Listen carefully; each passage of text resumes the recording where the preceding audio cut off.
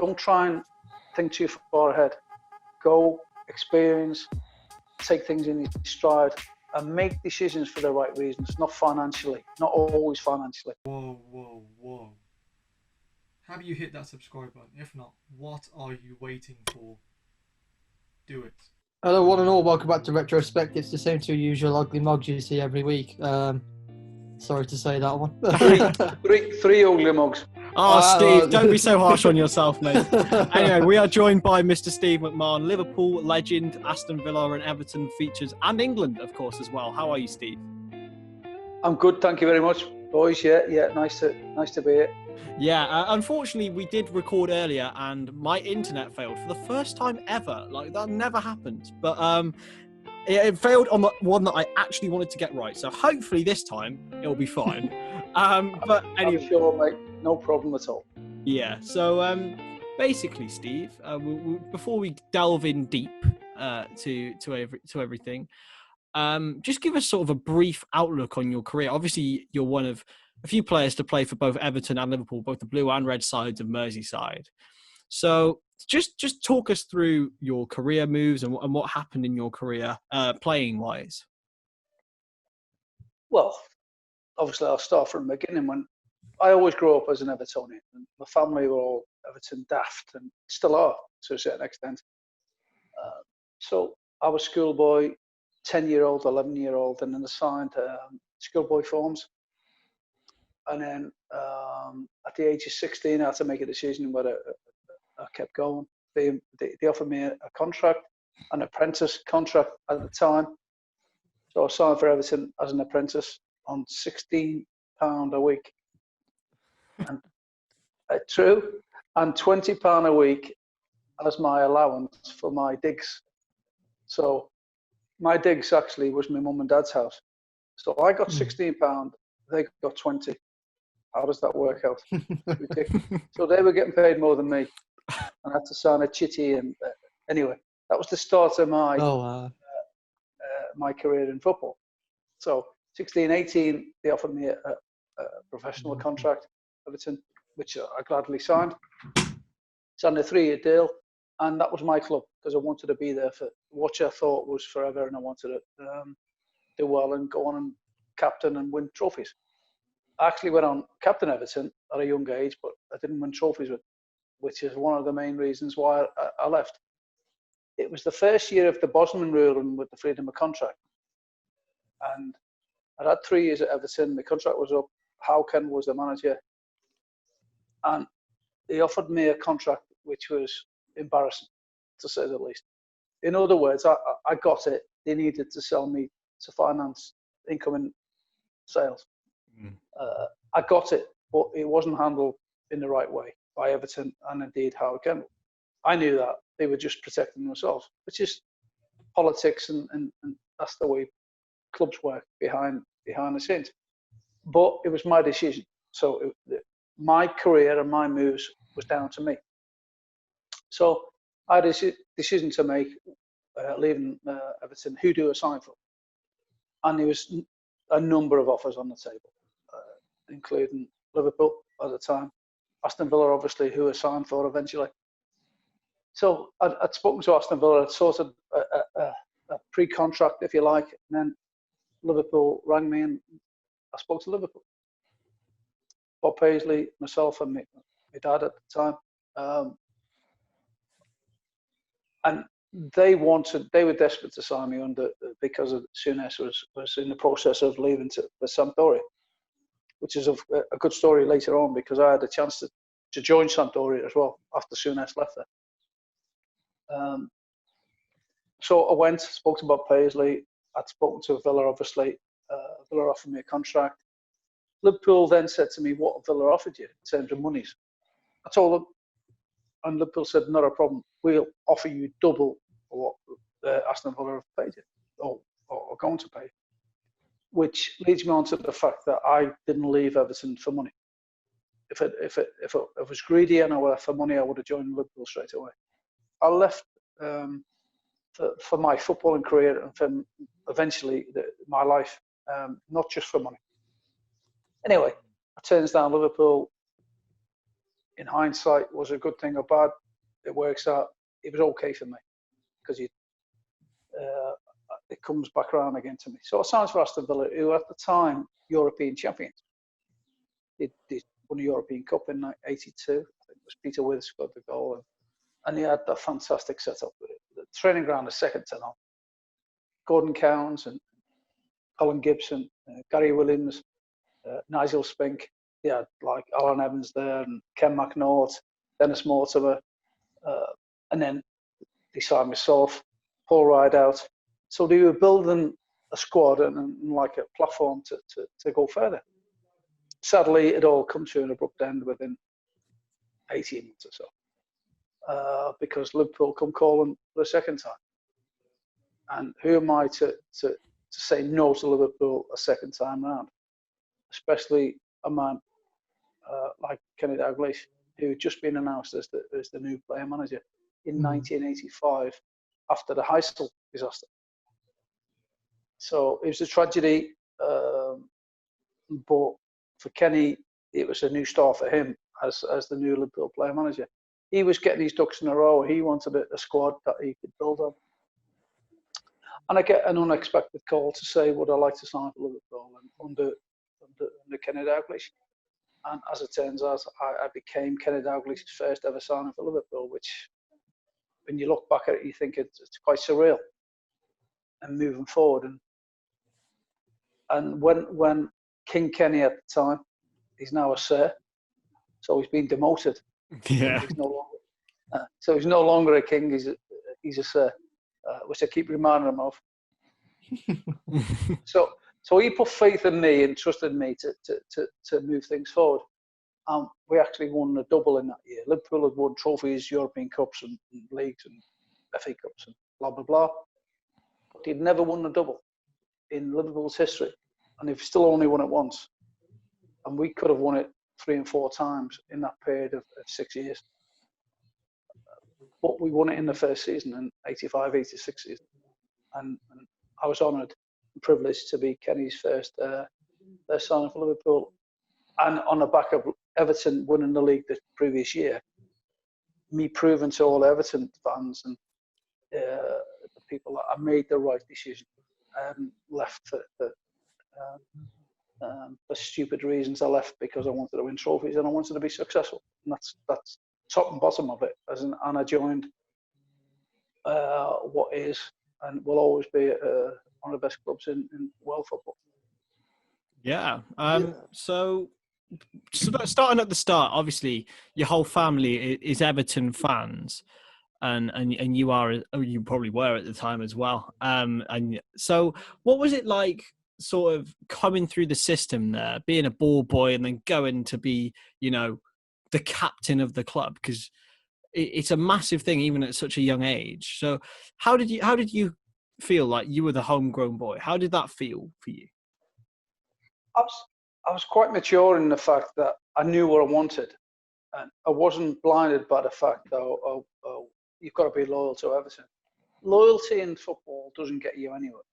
It really doesn't. You can be loyal for 10, 12 years, and then you're a commodity, because when a club wants to and decides to sell you, or they can cash in on you as a commodity, they will do. There's no two ways about it. I learned that at a very early age, that I had to look after myself and make sure the move was right for me, which is what I did. I was always my own person. I decided for me. I didn't have an agent as such. So decisions were mine and mine only. And it was all put for professional reasons. Obviously, fame and monies come with that as you grow and as you move on. So, leaving Everton was hard, difficult, as I say, with family connections and the whole process. But I do believe that history tells you I made the right decision. Certainly does. Yeah, and that first year when you did join Liverpool, obviously paid dividends. As you said, you won the double, and you also scored against Everton with a game-winning goal. Obviously, we discussed it in the initial call before it obviously corrupted. But just talk us through, obviously, scoring that goal against the club you first started at. Obviously celebrating against him, probably getting absolute earfuls from all ends of the ground. You know, and how that was for you. Yeah, absolutely has. I mean, I was hated. They were bitter towards me because I was the homegrown player. They thought I was Judas. They thought I'd left under circumstances for money, as I've just explained. And that wasn't the reason. I left for my ambition and for my own reasons. Excuse me. So it transpires that my third game into my Liverpool career was against Everton at Goodison. And people always ask me, what was the best goal you've scored for Liverpool? And it's not so much as the best goal, it's the most satisfying goal, if you like. I mean, on my return to Goodison, who all the supporters obviously took a total dislike to me, a hatred towards me. For me to actually go there in my third game, I was still staying in the hotel. I wasn't even settled in. Although I was from Liverpool, I still needed to have accommodation. So I hadn't even settled in. I still had the Aston Villa's car. So I was very much part of just in the process of joining and settling down. And yet there I am, turning up at my club, what used to be Everton, playing for Liverpool, the arch rivals, and I've got to perform in front of these lunatics of supporters who were just paying for blood. It's like being in an amphitheatre in Rome, and they're paying for blood. And that's what they were actually doing. But that made me actually perform. And unbeknown to them, it actually made me better, if you like. And it turns out we win the game 3-2. And the third goal that I scored, I actually thought it was a great strike and a well-worked goal when you look back at it. And it turns out to be the winning goal. So it gave me enormous pleasure for me to hit the ground running on my Liverpool career. And not just that, to make me, it settles me down as to where my loyalties then started to lie with Liverpool supporters. Because I would imagine, they were probably a bit dubious. Oh, he's Everton born and bred and come through the ranks, and I wonder what he's going to be like for our club. But as soon as I scored that goal, I think it endeared me into the heart of the Liverpool supporters and moving forward. And the funny thing about it, and I see it now, and I look back at all the stuff, and ex-players go, oh, you shouldn't really celebrate. And I see people just not running on, not like celebrating the goal if they score a goal against their club. I think that is absolute bizarre and rubbish. I do. It's absolute total nonsense. When you go back to your club that you've left, or a club that you've left, you want to make sure that you score or you play your best match you can possibly do, to show them why you moved on, to show them what they could have had. And that was me. So me scoring that goal at Goodison in front of the hostile supporters, it was heaven on a stick for me. It was like no better moment. And did I just sulk and go, oh, never mind it? No chance. I was running for fun. And if they had the gates open at the back of the goal, I'd have still been running now. I'd have been like Forrest Gump outside the gate. Yeah. Well, you had the FA Cup final that year as well, which was the first all Merseyside derby Yes. FA Cup final, which, of course, you're on the bench for that. What was your thought process when it came through that you were going to be on the bench for that game? No, I knew that. I knew that. I got injured. I ruptured my hamstring in the semi-finals at White Hart Lane against Southampton. So I never thought for 1 minute I was going to actually be fit for the final. Yeah. Because I'd ruptured, obviously, the hamstring tendon, which takes a long, long time. And I'd only started training a week before the FA Cup final. So I was out for 4 or 5 weeks, and I hadn't trained at all. I was just trying to recover and make sure that my hamstring was healing. So I trained for the week building up to the FA Cup final with the physio and everything else. And there was no way I was even thinking about playing or being in the squad for that game. And yet I was named in the squad, not played a game, not played a reserve game. just done a little bit of training. And if you remember, I don't know whether you do, that was the last FA Cup final when there was only one substitute. There was 11 and one sub. Yeah. And I remember, I think on a Saturday when Kenny used to name his team before the kick, there's lots of other experienced players and top players that were still waiting to be named, and they weren't. And I hadn't, as I say, trained for 6 weeks. And yet Kenny named me as the 12th man in that. And for me, that was a major surprise and a shock anyway. Because I thought, no way I was even going to take part in it.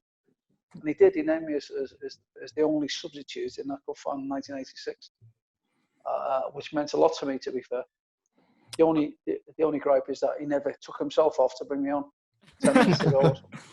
Yeah. What was the dynamic, really? Because everyone knows what a top bloke Kenny is and how he made you your first signing, his first signing, sorry. In terms of him being a player manager, how did he establish the authority that a manager has while still being part of the group? I think the one word to probably sum that up is respect. But once you have respect, you've got to prove that, of course, with your managerial skills, but you have to respect somebody first and foremost. And there's no doubt about it that Kenny Dalglish, once he walked through that door, he had respect of people and players, and all the players that played with him.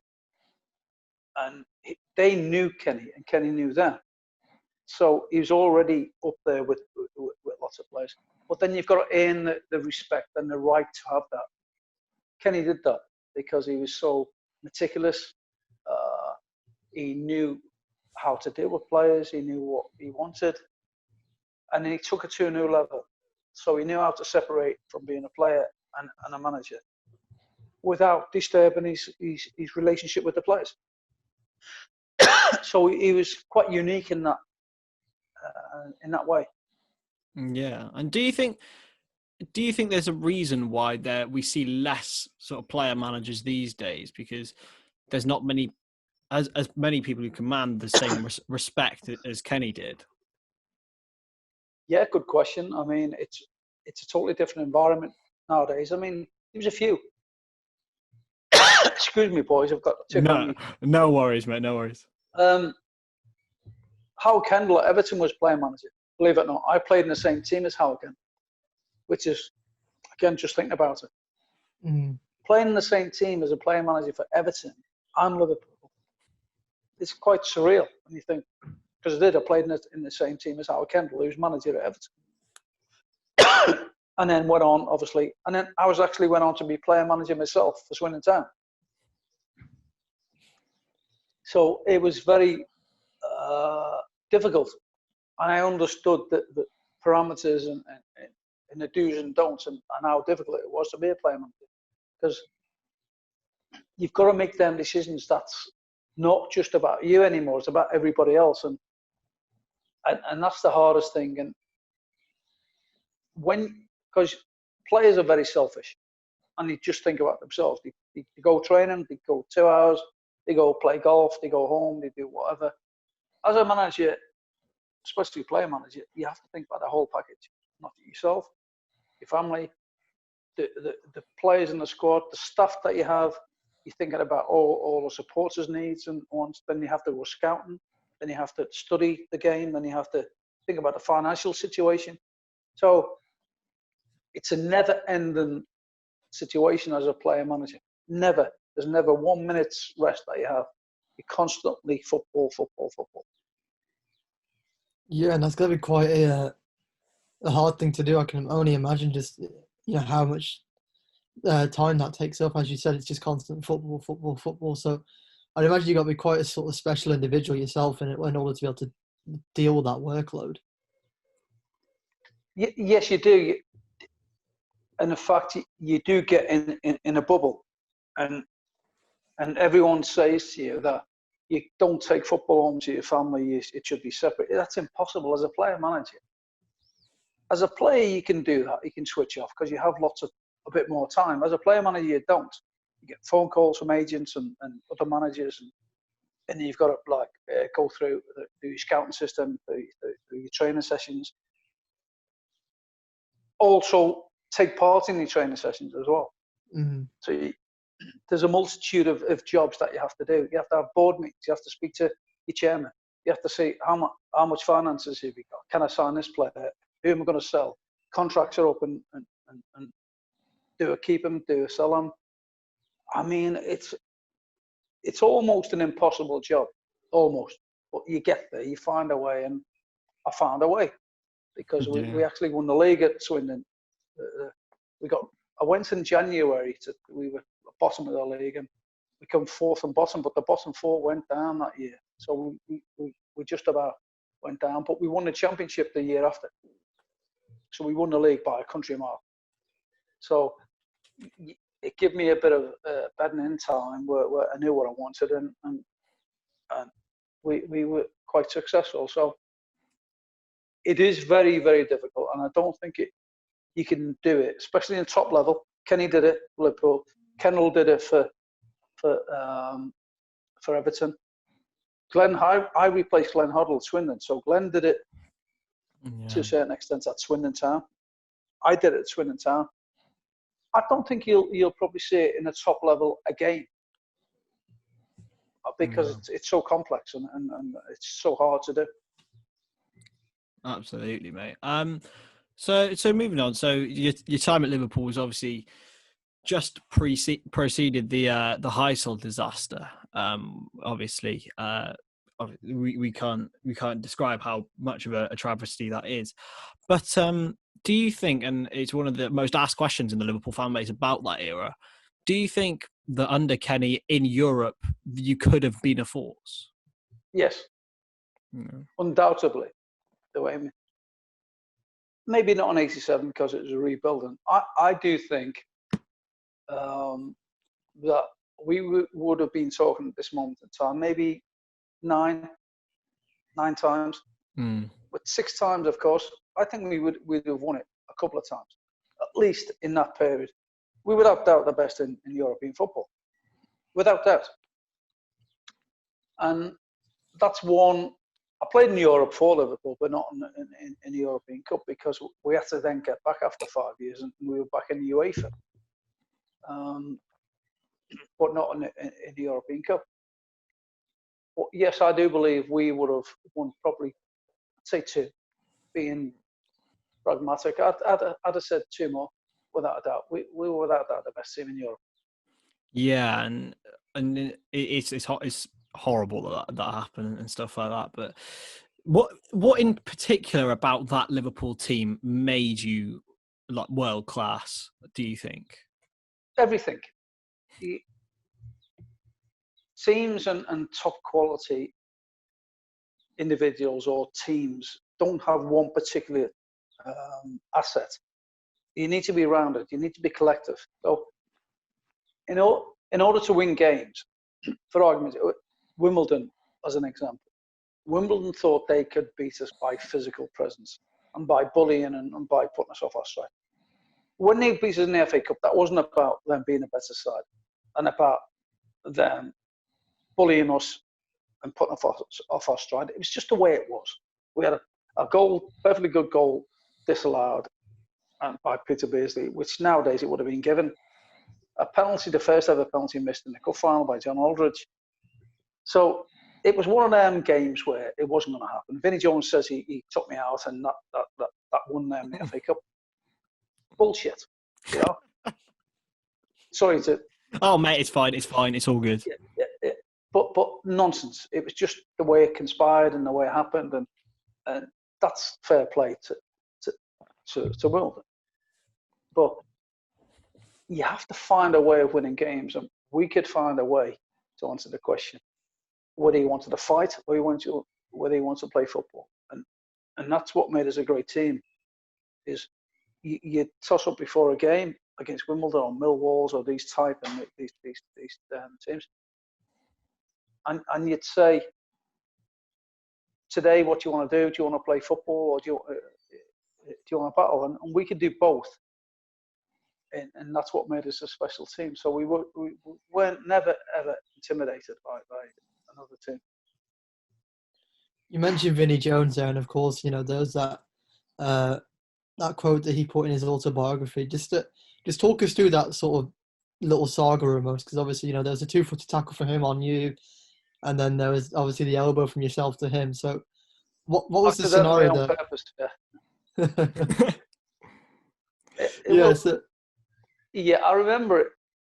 I mean, vividly. Where obviously he's come to do a job. He thinks he's gonna take me out, and in the first 30 seconds, I think it wasn't. He tried. I evaded the tackle. I seen it coming, and as I fall, I've accidentally on purpose collided with him.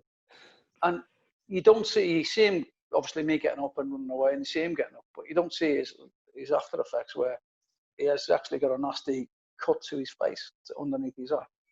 It doesn't show that, but that's by the by. He believes that was the catalyst in terms of Wimbledon winning that cup final. As I said before, bullshit. It was just the way things happened. It didn't bother me. I expected it. It didn't put me off my game one little bit. It's just the way the game panned out and the way things happen. He kind of gave you a backhanded compliment in a sense, didn't he? He said, if I can take you out, I can stop Liverpool. I'd imagine in a sense that probably made you feel a little bit better about the incident post, I'd imagine.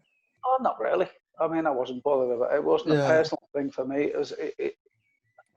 A football game is collectively, it's about 11 players and about the team and the club. So it wasn't, you'd always get your individual battles with people and players. So it wasn't about me or him. It was about the team and winning. And he can take the plaudits, which rightly so. He won the FA Cup on that day. So he can justify doing what he did. I've got no problems with that because that's what you do. And he did it. And if he believes that that's what won Wimbledon the FA Cup, then he's got every right to believe that. Yeah. So moving on. So when you obviously had won quite a few trophies under Kenny with a quite unbelievable team, one that has only really been replicated now, I think, in terms of the best Liverpool sides ever. And then obviously Kenny left after. Obviously Hillsborough had a massive effect on him and had an effect on all of us when I heard about it anyway. So Graham Souness came in, and obviously he wanted to move you on because of your age. What was your reaction to that? It wasn't my age. I was still relatively young. I was 30. I don't think 30 is old. No. In the modern game, but even then it wasn't because I was fit 30. So yeah, it was a case of a clash maybe, and Suey wanted to do it his way.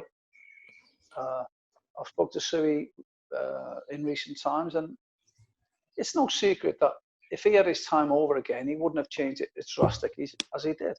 That's not a secret, and he needed to change, but not as quickly as he did that. And I've got no doubt Suey would have been a great manager, but he tried to change it too quickly. And 3 or 4 or 5 of the players left in a short period of time. And it wasn't really broken. It just needed to be tweaked. And as I say, Suey would, if he had his time over, he probably would have looked at it and think, yeah, he made a few mistakes. And obviously, it's good that you talk about he talked about it and obviously regrets it. But you then moved on to Manchester City. So why did you choose them firstly, and then and secondly, how did that time go for you personally? Well, City was we know about City now. It wasn't a City then the way it is now with the amount of monies that are getting put into it, but it was still a very famous club and a fantastic club to be and to play for. And the location was great. I didn't have to move. I didn't have to take my family out and move house and everything else. I could commute. It was only 50 minutes an hour maximum. So it worked, and I needed a new start and needed something. And again, people ask me, would you change things in your career? And no, because that led on to me being a player manager, because I left Man City when I was 33, almost 34. So it was a step in the right direction. It was a progress for me. And it helped me move forward. So I don't regret the decisions I've made. City was, and still obviously, a fantastic football club. Had coaching been in your mind towards the back end of your career? So, but prior to you joining Man City, was coaching something that you wanted to step into? 100%. I was always wanted to do that. I did that, and I took my coaching badges before I finished playing football. So I had my licenses to coach, and it's one thing I sacrificed over a period of time was my pre-season, where players go off on holiday and do what they have to do. I didn't do that. I sacrificed them a few weeks and a number of time to go out and do my coaching badges, which is then I was qualified and was able to then move on when the time came.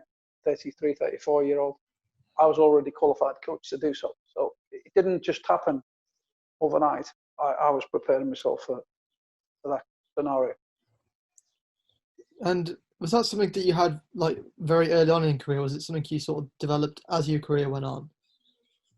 It was something that, as I got older, I always wanted to be involved and help and do the best I could, because football's my life, and it has been for even now, sitting here talking to you guys. And I've been very fortunate that it was something that progressed. I didn't just finish.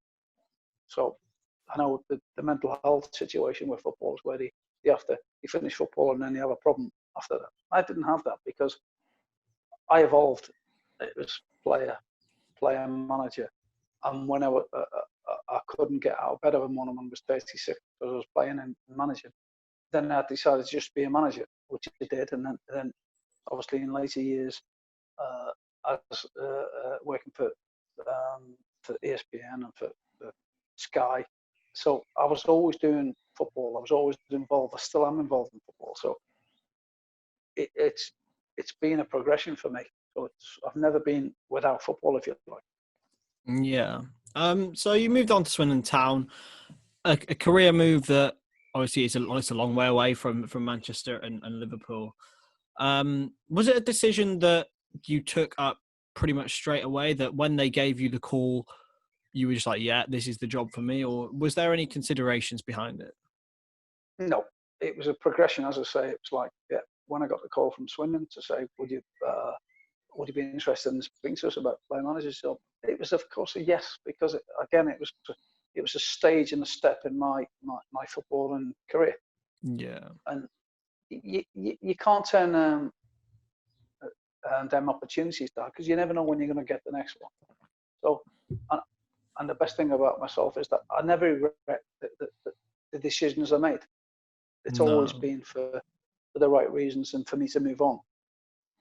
Absolutely. Did you feel any pressure replacing Glenn Hoddle? Because I know a few Swindon fans and they regard him as like the greatest manager they've ever had. So did you greatest player manager maybe? But yeah, they've only ever won one. Yeah, League Cup won at 69. Is that right? The cup, but they've never won the league. Never once won the league. Yeah. But we won the league when I was there as player manager. Yeah. Did you feel any pressure replacing him at all? Or no. I've never felt under pressure. Like it's about replacing Stonadge now. It's about replacing whoever.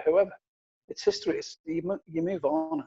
Glenn Hoddle was a great player, fantastic. I played with Glenn for England, and he was a great player, obviously, and he was adored by the Swindon. But I was being brought in to win and do the best I could, and we did. We won the league and we got promotion, and that's what you're there to do. So it's horses for courses, and I respected Glenn. But was I fearful? No, not at all. It was a challenge to me, as I said at the start of the interview. Is the bigger the better, and that was me. I've always been the same way. And talk us through your time at Swindon. You know, the highs and the lows through it. You know, what the moments that really stand out for you at Swindon? Well, the highs of it, winning. We got to the semi-finals of what it is now, the Carabao Cup, and the winners would have played Liverpool in the cup final. It wasn't to be. We beat Bolton 2-1 at home, and then we got beat 3-1 away. Disappointing. But we weren't good enough. We didn't have the squad. Bolton had fantastic play. Alan Stubbs and cities, Pixie, whatever his second name is, Pascaline, and they had top quality players. So we weren't in the ball game as far as that was concerned. But me, as personally being at Swindon, mistakes, yeah, you make a few. But again, when I left Swindon, it was always my decision. I had 5 years left on a contract with Swindon. Didn't have to leave. So you always know when you've got a shelf life, and you always know because finances dictated that Swindon were in a position where they could match my ambitions moving forward. So I had to make them decisions about leaving.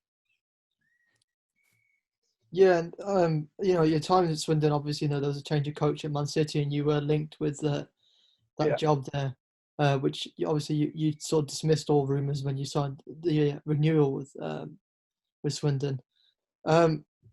What was the scenario there? Like, was the offer on the table for you to go and take over at City, or was it rumours? Yeah, there was rumours, and it was certainly because we'd just beaten City. City had got relegated into our division, and we played City, and I was player manager.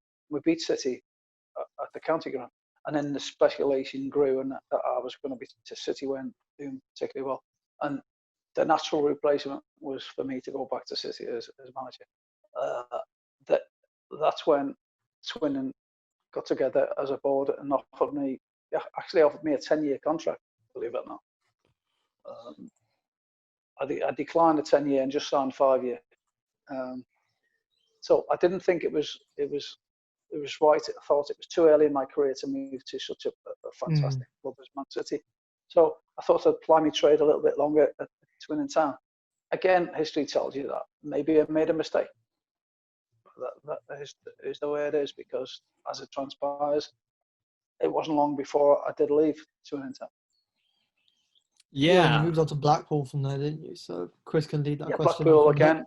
Blackpool was I worked for Sky for 12 months, and then I moved on to Blackpool as a coach, because I believed, and I still do, that coaching is what I need to and what I needed to. But Blackpool offered me the chance, and again, Blackpool and Bloomfield Road was falling down. These wooden stands, it was like chaos, and in the financially poor position. But a challenge is a challenge for me.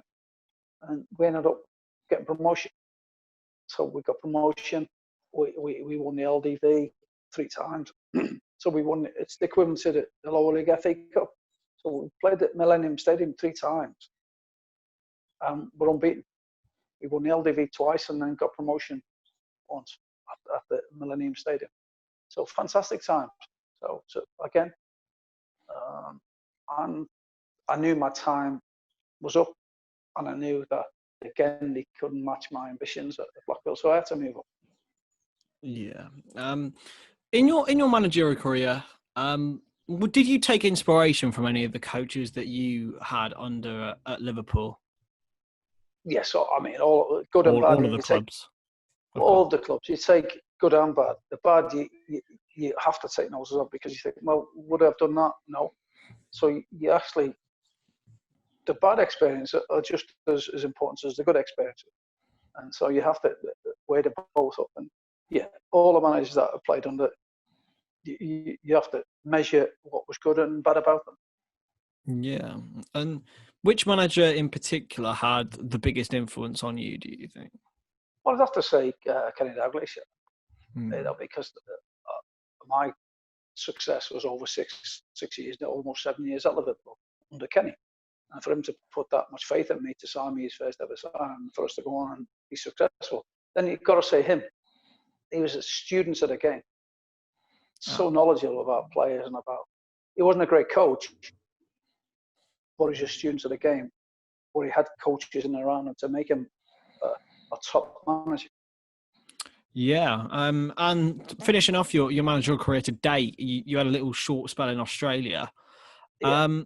When that came across, were you skeptical? Do you think, you know what, why not? It was the inaugural season, I think, of the A League. So what? No, Chris, you're right. It was a decision where why not? traveling and why not? Yeah, of course. And the eventual move to Australia, Perth, was it was the first season, the new A-League, and he wanted me to be the new manager in Perth Glory, which he did. And I never looked back. And that one spell of Perth Glory was 15 years ago. And I've only just come back from Asia. So I lived in Asia for 15 years. It was a new life for me. So that one opportunity for me managing in Australia had led to a whole different ball game and a new life for me in Asia. I've only been back a short period of time. So I went on to work for ESPN, Fox International Sports, Astro in Malaysia. So I travelled all over the world, and I don't regret it. That's what I'm saying. You have to make them decisions. You never know what's around the corner. So I did that, and I look back at my career, even up to now. I'm happy and proud of what I've done and achieved. You mentioned obviously, the media step, with ESPN and all the other companies you just mentioned. How did those opportunities sort of come about, and was it something that you even seen coming at the time? No, it by accident. It's like you seem to fall into. I left Perth Glory after 12 months, and I don't know whether Western Australia is the furthest point probably in the world. It's 24 hours flight. So on our way back, the stop-off point is Singapore. So I stopped at Singapore, me and my wife, and a friend of mine said, "Do you want to do a stint for ESPN doing the Premier League stuff?" I said, "Okay, well, I'll have a rest period and we'll stop over for 10 days in Singapore." And while I did meet the TV for ESPN doing the Premier League, the boss asked me, would I like to sign a contract to be the first professional full-time pundit for ESPN in Singapore. And I was shocked because I hadn't even digested the fact that I was leaving Australia to go back to the UK. But anyway, I said to the bosses, "Can I go home first? Can I get back to the UK and decide and have a little think about it?" I did. I flew back to the UK, and within 10 days, I looked at my missus one day, and we both looked at each other and said, "What we're doing here? Why don't I make the decision and go back to Asia?" And the rest is history. I signed an 18-month contract with the TV, then became 3 years, then became 5 years, then became 7, 10 years, and then I moved to Astro in Malaysia, and so the rest is basically history. So I think the point being, you never know what's around the corner. I'd make a decision based on, I wouldn't look too far ahead. It's the next, and then see what happens later. Yeah, and obviously, you had some of your former colleagues, and Ian Rush, ex-Liverpool players, and Ian Rush, Stephen Manaman join you out there and stuff. What's the cultural differences and stuff like when you adapted to that from being in the UK for most of your life and then moving to Australia and Singapore? How did you adapt to these probably totally different lifestyles, I'd imagine? Well, of course it is. I mean, I don't have to tell you, Asia is a different world. It's a big bad world, and it's an amazing world. And I would encourage everybody to try it. And my sons have tried it. And one of my sons lives in Sydney now, Australia. He lived in Singapore as a money broker. He's now in Sydney as a money broker. But without travel to experience what he's done, then he wouldn't have been there. He wouldn't have been in this position. Mm-hmm. You have to experience it. I would tell any youngster, try it. You can always come back if it doesn't work out, but try it. Don't regret. Don't have any regrets and do it. And I did that. And it was a big gamble, but an educated gamble, because I can always come back. And obviously I'm back now, but the experience has been amazing. I mean, anybody will tell you Asian is a magnificent place to live. And I don't regret any minute of my decisions that I've made. No, and again, it's excellent because you see even more nowadays young English players going and trying out in different cultures and stuff like that. Is that something that you would encourage? Stuff the likes of Jadon Sancho have done, for example. Yes, absolutely. As I say, not just in football, in life, Chris. It's important that it doesn't just happen. Not just football, life. If you get an opportunity to go abroad and travel, do so. It's the way of the world. You meet people, you find opportunities, and you'll find your way. it's a big bad world out there. Until you make that decision, you won't know what you're about, and you have to do that. And Jadon Sancho, and it seems to be the trend now to don't be stuck in the Premier League.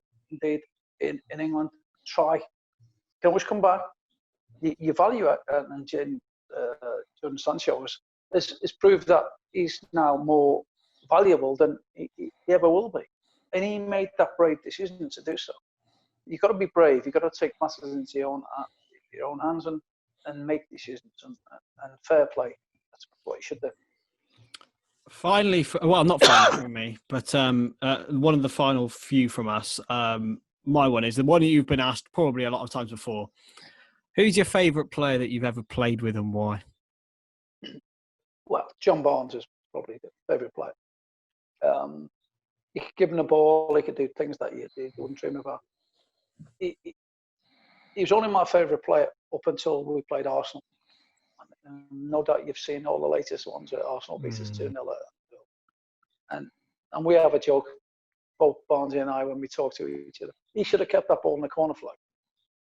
Don't know whether you remember when he tries to score a goal. Yeah. Time is up on the clock. It was gone, finished, game's over. If anybody in world football could keep the ball for 4 or 5 minutes, John Barnes could. And he decided to try and score. If he had his time over again, he'd have kept that ball in the corner flag. And the game would have been over and we'd have won the double again. But he didn't, and as I said, the rest is history. Yeah. And my final one is: what does the future hold for you in the next few years? Can we see you back in the dugout again, or have you got other sort of plans in mind? I'm not a spring chicken anymore, so I never think too far ahead, as I've said, and as you've been listening to. It's whatever happens next, it happens, and I'll grab it and see what happens, and I'll go with it. I'm not frightened to try something different. So I don't know is the answer to that. Even at my age, I'm not getting any younger. So I will try something if I think it's good for me, whether it's coaching, whether it's helping youngsters.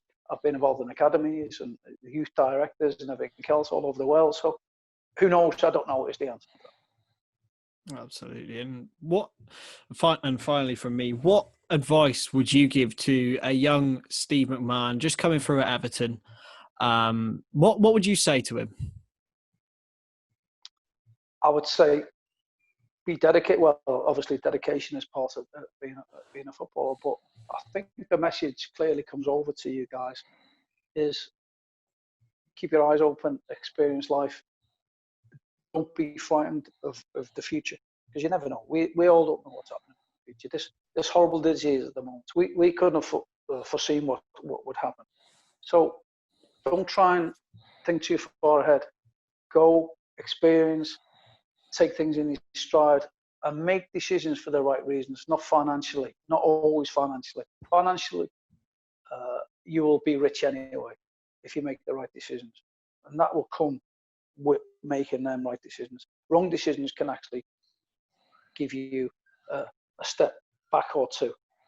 So always think about the right decision rather than financially.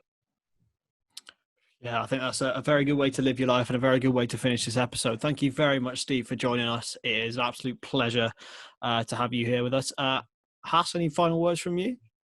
At least your internet held out this time. And yeah, just a massive thank you to Steve and obviously to all those who keep tuning in and watching. We appreciate the support. Yeah. Do yourself a favour, change your wallpaper. I do need to change this. This needs to go, I know. This isn't my normal setup. I'm having to record in a different room because the office is in You're in a rented property because, honestly, flower power, it's horrible. Need to change it. I agree with you, man. I agree with you. I've been nagging to have it ripped up for a long time. I think this background's a little bit better, eh, Steve? Chris, your background is superb, mate. Thank you very much, pal. Well, anyway, massive thanks, Steve, again. Everyone drop that subscribe for amazing content like this. It really helps us out. And yeah, we will see you next time.